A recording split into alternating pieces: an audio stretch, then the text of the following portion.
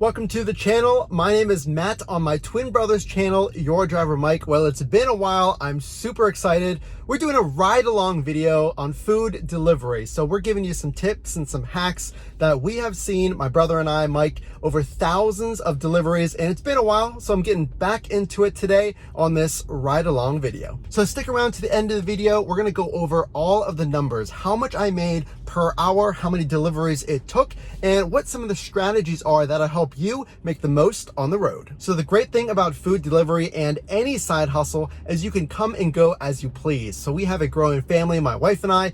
It's been a few months since I've been on the road here in Pittsburgh, Pennsylvania, and we're gonna see how much money I can make. So if you're thinking about doing food delivery, maybe you have a goal to pay off debt or save up money, this is the perfect side hustle for you. All right, guys, so I'm driving the dinner rush. It's 7 p.m. in Pittsburgh. I am driving on DoorDash and on Grubhub. So the first order was a solid order here in Oakland. So I have a lot of orders coming in, which is good. So I have a lot of choices, but some of them are far away. So I'm just gonna wait right here. I'm parked right outside my last delivery. I'm getting orders constantly. So let's look at our next order. Now I got a good one on Chipotle for DoorDash. Now I usually don't like to take Chipotle because they're a little bit slow, but I have seen this particular store kind of get it together after the pandemic, if you will. So we're gonna go ahead and get this DoorDash order. It's only $7, but look at the dollars per mile. So our strategy is making sure you get a good dollars per mile. You wanna maximize how far you're driving and the pay you're getting for that. And because this is a small trip for $7, I'm gonna take it, and it's an easy $7. So here we are coming up on this Chipotle. Now my first order was $9 from Oriental Express.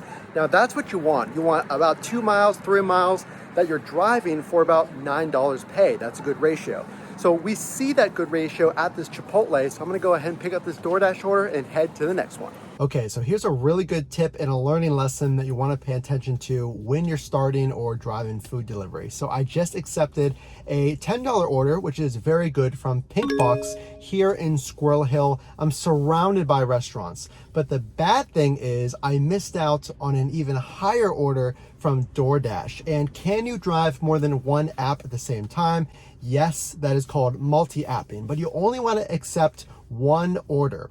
Now you can cancel the order I just accepted, but just know once you accept it and then you cancel, it's going to go against your completion rate. You do not want to make a habit of this because you can get deactivated. The bad thing is on this particular order, I'm waiting on a Pink Box. They said it's going to be 10 minutes. So do you wait 10 minutes or do you cancel? Well, that's really up to you. For this amount of money, $10, it's gonna tack on an extra 10 minutes. That's still pretty good. And also remember, if I cancel after I accept, that's gonna hurt my completion rates. And just remember, by the time I cancel this order, wait for a new order, drive to that restaurant and to the customer, it could be another 10 minutes anyway. So if it's 10 minutes, I definitely wouldn't recommend waiting. And if it's 15 or 20 minutes, or you can't get a hold of somebody there and you've been waiting for a long time, then I would probably cut your losses and cancel, because you are allowed to cancel occasionally. But right now, I'm gonna go ahead and wait for this order, and we'll see you in 10 minutes. Oh man, I forgot how much effort it is to walk around. It's been a few months since I've been out here doing food delivery, but here's the thing. So I just picked up that order from Pink Box. Now, it didn't even take 10 minutes. I would say maybe 6 or 7, which isn't bad. But you want to make sure to get the maximum tips possible and the highest rating that you let your customer know. So on DoorDash, it makes it really easy. If there's something that happened that you need to tell the customer, you can click on a link in the app and it'll bring up a variety of options, from you're waiting on the restaurant or their order hasn't been prepared yet. So make sure to tell the customer what's going on, and that'll make everyone a lot happier. So that last one delayed me a little bit, and I'm getting a lot of orders, which is a good thing, but they're all over the map and a lot of them are outside of the city. So if you're trying to make the most money possible in the shortest amount of time, you want to take orders like these, this Chipotle order for $5. And it may not be a ton of money, but look at the time that it's going to take, or the distance. This will probably take me 10 minutes for $5. It's a really quick order, and it's something to think about when you're getting a lot of orders way outside of the area, because you don't want to waste your time driving far outside of your power strip, which is those areas of a lot of restaurants, to end up in a suburb where there's no restaurants at all. So you want to stay where all the restaurants are. You can take these short trips if it means you're going to be in and out of your car really quick. So I'm going to go ahead and take this Chipotle order, and we'll see you back on the road. So basically, worst case scenario happened with that past Chipotle order. So it was $5. It was supposed to be really straightforward. Where I get there and I was waiting for a few minutes, and then an employee asked me, "Who are you waiting for?" And I said my customer's name, and they said that another DoorDasher already picked up that order. So there's really no way to know if that is true. They were certain that they already made that particular order, and I showed them the first name and the last initial. So all I could do was list on my app that there was a problem and there's no selection that says somebody else picked up the order. So I just selected there's something else wrong with the order, and it unassigns that order. So again, not something you want to do because it does affect your completion rate, but this does give you a good example of when it's okay.